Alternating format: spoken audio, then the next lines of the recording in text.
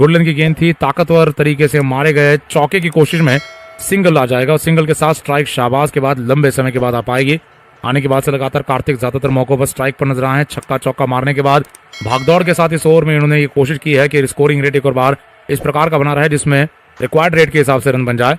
यहाँ पर मुकाबले में चेन्नई की टीम बहुत आगे होनी चाहिए थी इस प्रकार के रन के साथ, लेकिन इन रनों के साथ चेन्नई की टीम ने दिल खोलकर रन भी दिए। जितने रन बनाए उतने रन लीग भी कर दिए पहले 10 ओवर में ही। यहाँ पर काफी पिछड़ गई थी चेन्नई की टीम। अगली गेंद पर सिंगल शाहबाज अहमद की तरफ से गेंद को ड्राइव करके खेल दिया गया सीधी बाउंड्री पर। लॉन्ग ऑफ के इलाके में, वाइड लॉन्ग ऑफ के इलाके में एक आसान सिंगल की मदद से स्कोर आगे बढ़कर 180 का हो जाएगा।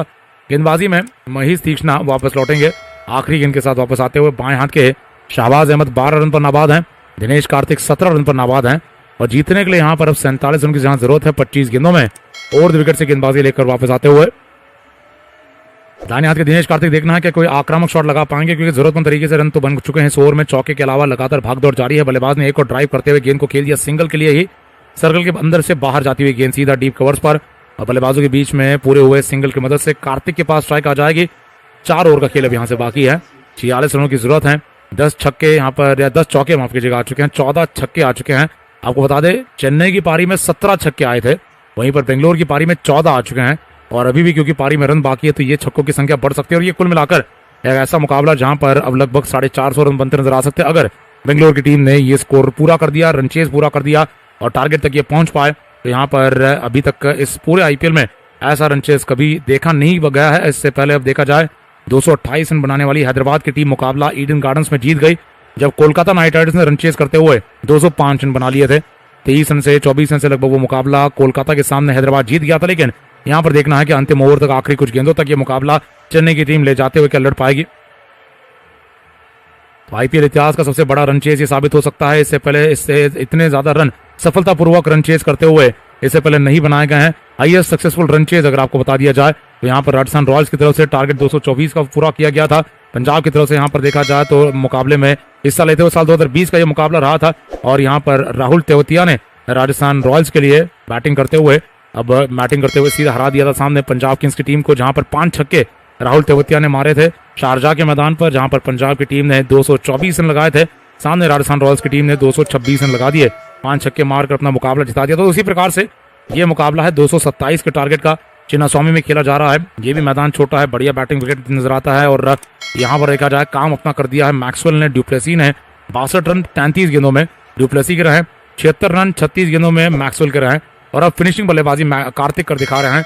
हर्षल पटेल को आना बाकी है, वनिंदु असरंगा को आना बाकी है, इम्पैक्ट प्लेयर को आना बाकी है। इम्पैक्ट प्लेयर के बारे में बात करते हुए टॉस के दौरान ड्यूप्लेसी ने ये बात बताई कि यहाँ पर आज के दिन पर वो सभी को चौंकाना चाहते हैं अपने फैसले के साथ, कुछ ऐसा करना चाहते हैं जो काफी अलग है।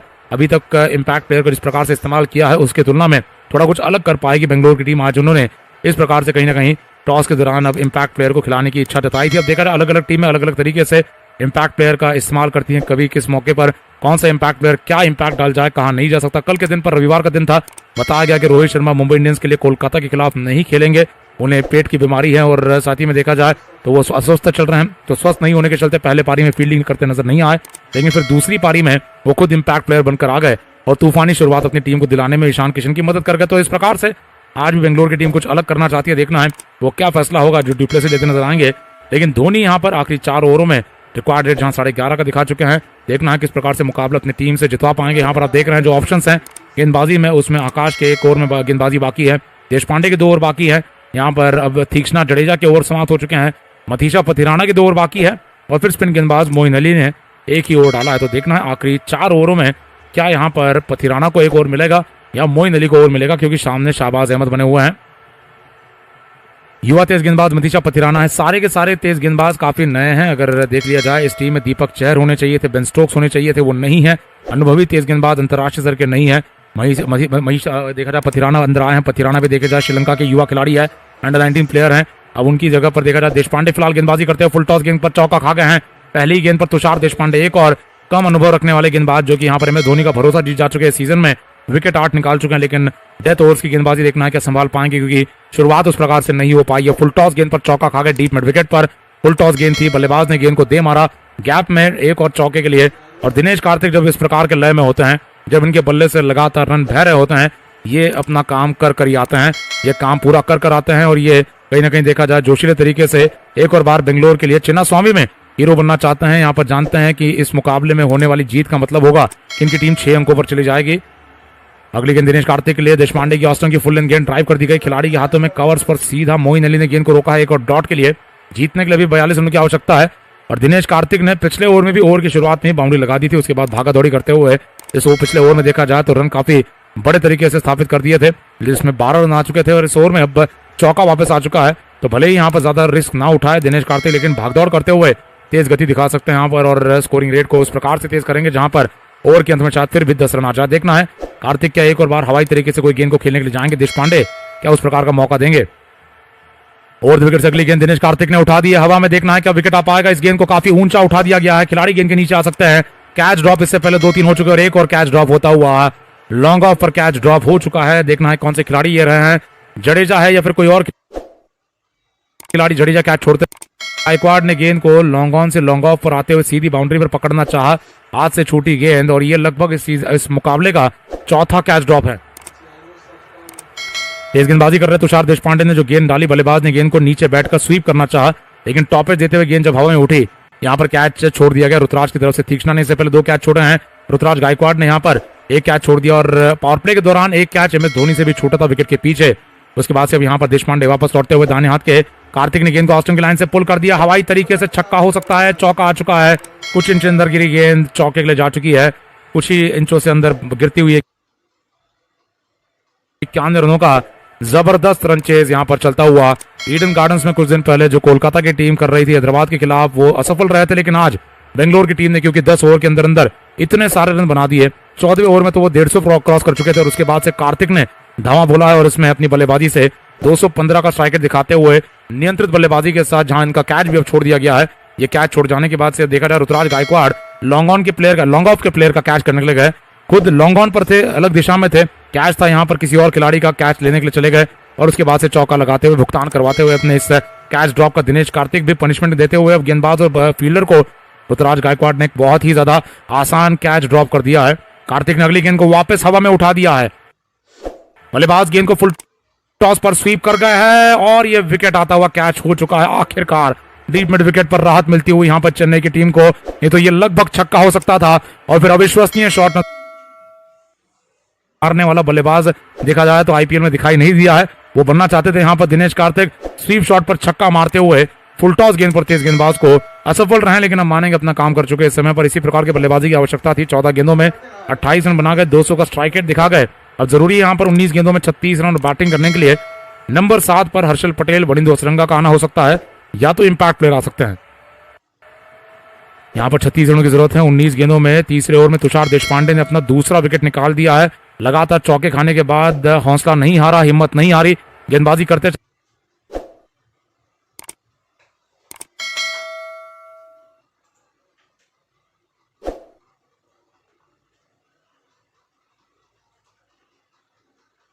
सुयश प्रभु देसाई को मौका दे दिया गया है बैटिंग करने का। सुयश प्रभु देसाई भी आक्रामक शैली के बल्लेबाज हैं, जो काम जिस प्रकार से पंजाब के लिए जितेश शर्मा करते हैं उस प्रकार से बेंगलोर के लिए प्रभु देसाई करते नजर आए। इससे पहले पिछले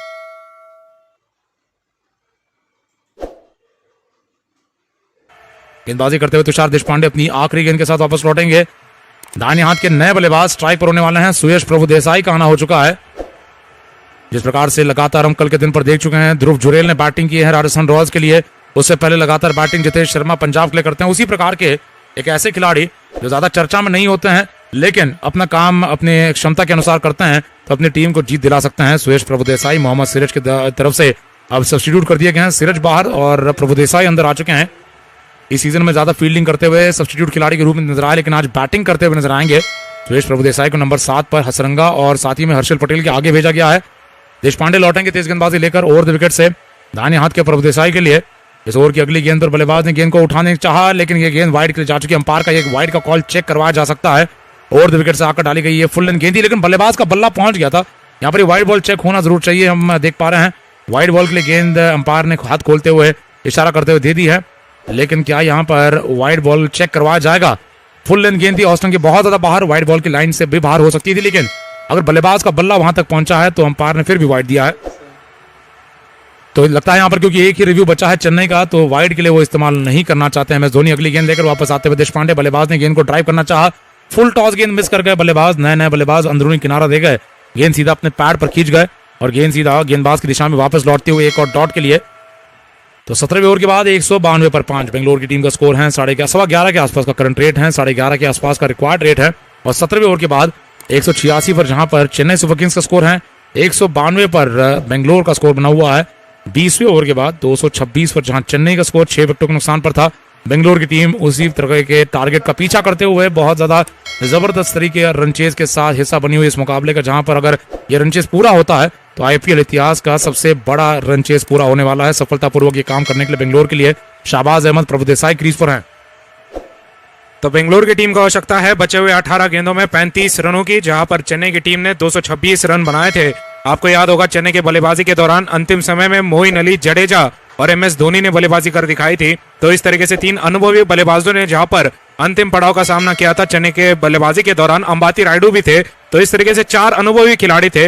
लेकिन बेंगलोर की टीम के लिए आप देखेंगे दोनों ही खिलाड़ी काफी युवा है। शाहबाज अहमद क्षमता रखते हैं बड़ा शॉट लगाने की, प्रभु देसाई के पास भी वो काबिलियत है, लेकिन क्या सफलतापूर्वक दबाव झेलते हुए अपने शॉट लगा पाएंगे। पथिराना की पहली गेंद ऑस्टम की लाइन में फुल पिच गेंद, कैच कर लिए गए। लॉन्ग ऑफ की दिशा में कैच होता हुआ खिलाड़ी गेंद के नीचे, ऋतुराज गायकवाड़ कैच पूरा कर जाएंगे। छठा झटका लगता हुआ बेंगलोर की टीम को और ये आउट होते हुए बाएं हाथ के बल्लेबाज शाहबाज अहमद, नए बल्लेबाज मैदान पर वेन पार्नेल आते हैं या वनिंदु हसरंगा, अब ये देखना होगा। शाहबाज अहमद 12 रनों पर आउट हुए। ऑस्टम के बाहर डाले गए फुल पिच गेंद को खेलना चाहते थे कवर्स की दिशा में लॉफ्ट करते हुए, लेकिन गेंद को सीधी बाउंड्री पर लॉन्ग ऑफ की दिशा में खेल गए और ऋतुराज गायकवाड़ ने इस बार कोई गलती नहीं की है। तो चेन्नई की टीम को अगर देखा जाए आज के दिन पर काफी सारे कैच आए, 4 कैच छोड़ने के बाद भी चेन्नई की टीम के अगर देखा जाए खिलाड़ी काफी सारे कैच पकड़ते भी नजर आए हैं। ऋतुराज गायकवाड़ ने एक कैच छोड़ा, उन्होंने अब कैच पकड़ लिया है। महेश तीक्ष्णा ने 2 कैच छोड़े थे, उन्होंने अभी अभी अगर देखा जाए कार्तिक का कैच पूरा किया। और MS धोनी बहुत ज्यादा खुश नजर आते हुए यहाँ पर अपने गेंदबाज पथिराना से ऑस्टम के बाहर वाइड यॉर्कर डालने की कोशिश में गेंद बल्ले के नीचे दे गए थे, लेकिन बल्लेबाज पूरी तरीके से गेंद को खोद निकाल नहीं पाए, धीमे गति की गेंद पर फंस गए और लॉन्ग ऑफ की दिशा में कैच कर लिए गए। नए बल्लेबाज वेन पार्नेल मैदान पर आते हुए, बाएं हाथ के बल्लेबाज पार्नेल का मैदान पर आना होता हुआ आक्रामक शैली की बल्लेबाजी कर दिखाते हैं वेन पार्नेल भी। 33 वर्षीय साउथ अफ्रीकाई खिलाड़ी 29 मुकाबलों का अनुभव रखते हैं, 63 रन बना चुके हैं। अपने IPL करियर में काफी छोटा करियर रहा है बल्लेबाजी के मामले में, लेकिन आप देखेंगे वनिंदु हसरंगा के अगर आगे भेजे गए हैं तो कहीं ना कहीं बेहतर काबिलियत के साथ इन्हें आगे भेजा गया है। अगली गेंद लेकर आते हुए पथिराना, कोई रन नहीं आ पाएगा इस गेंद पर, स्कोर बना रहेगा 226 रनों का। ओवर द विकेट से डाली गई ऑस्टन के बाहर फुल पिच गेंद थी, ड्राइव करने के लिए गए यॉर्कर गेंद थी है। बल्लेबाज ने गेंद और बल्ले का कोई संपर्क नहीं दिखाया, गेंद कीपर के दस्तानों में धोनी ने कलेक्ट कर ली है।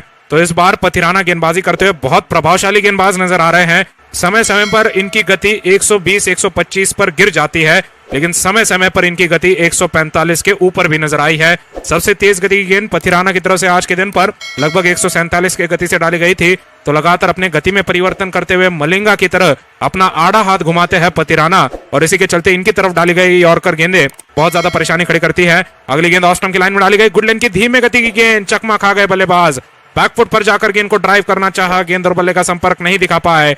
MS धोनी बहुत खुश इस तरीके से गेंदबाजी के बाद, जहां पर 3 गेंदों पर कोई रन नहीं दिया गया है। 192 का स्कोर है बेंगलोर की टीम का 6 विकेट के नुकसान पर। वेन पार्नेल लगातार गेंद और बल्ले का संपर्क दिखाने में असफल रहते हुए पिछली 2 गेंदों पर अब आने वाली गेंद पर सिंगल लेकर ज्यादा फायदा नहीं मिल पाएगा, शायद बड़ा शॉट लगाने के लिए जाएंगे। पथिराना की अगली गेंद, बल्लेबाज ने सिंगल पूरा कर दिया। इस बार मिडल स्टंप की लाइन में डाली गई बाउंसर गेंद को हवाई तरीके से खेला था, लेकिन लॉन्ग ऑन बाउंड्री पर एक टिप्पे पर शिवम दुबे की तरफ से गेंद को रोका गया। सिंगल की मदद से स्कोर हो चुका है 193 रनों का 6 विकेटों के नुकसान पर। बचे हुए 14 गेंदों में बनाने हैं 34 रन, और अब भारी मात्रा में बेंगलोर की टीम को अगर देखा जाए एक बल्लेबाज की, एक अनुभवी बल्लेबाज की आवश्यकता है, जिसमें देखना है क्या वो काम वेन पार्नेल करेंगे या फिर आने वाले बल्लेबाज वनिंदु हसरंगा उस तरीके से बल्लेबाजी कर जाएंगे। तो आप देखेंगे वेन पार्नेल है, प्रभु देसाई है, आने वाले हसरंगा है, उनके बाद हर्षल पटेल का आना होगा। तो बल्लेबाजी अभी भी गहरी बनी हुई है, बल्लेबाज आते ही अपना बड़ा शॉट लगाने के लिए जा सकते हैं, जिस तरीके से चेन्नई के बल्लेबाजों ने बल्लेबाजी की थी। अंतिम पड़ाव में जाते हुए अंबाती रायडू ने लगातार हवाई शॉट लगाए थे, मोइन अली ने भी उस तरीके से शॉट लगाए थे, जडेजा ने उस तरीके से शॉट लगाने की कोशिश की।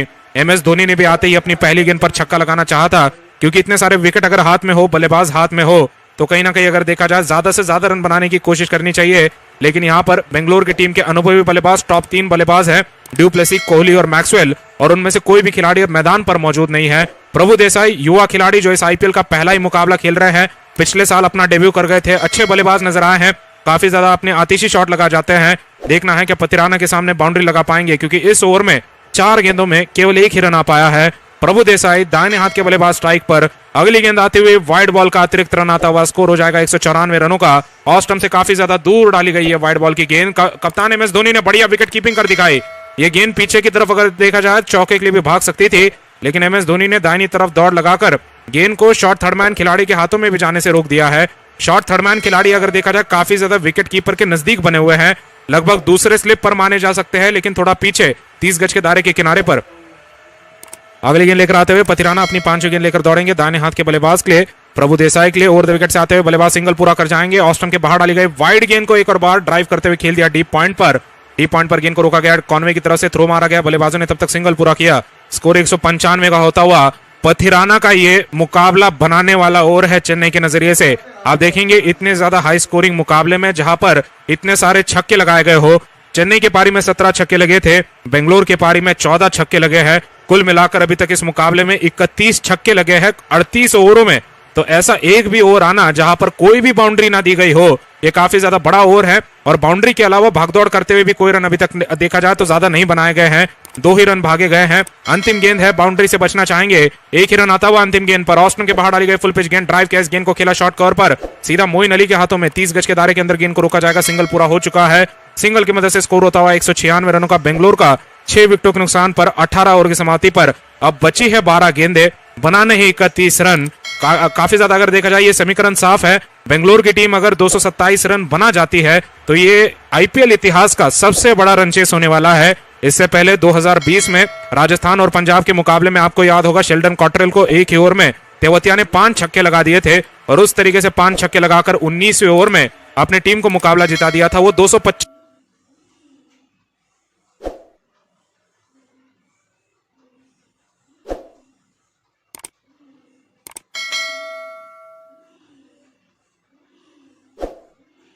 बाद आगे नजर आ रही है। इससे पहले लगातार बेंगलोर की टीम आगे बनी हुई थी।